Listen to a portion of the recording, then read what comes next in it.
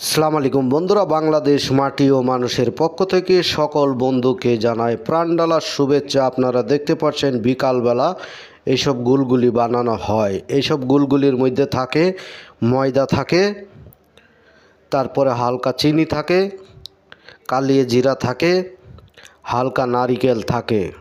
তাই দেখতে পাচ্ছেন প্রতি পিস গুলগুলির মূল্য রয়েছে ঢাকার বাজারে 10 টাকা করে। আমরা ছোট সময় এইসব প্রচুর খেয়েছি বাজারে, তাই এখন ঢাকায় এসে আবার দেখতে পেলাম সেই গুলগুলি। তাই এটি অনেক সুস্বাদু রয়েছে। রয়েছে গরম জিলাপি, রয়েছে পেঁয়াজু, বিভিন্ন রকম নাস্তা তৈরি করা হয় ঢাকার বাজারে বিকালবেলা। প্রতি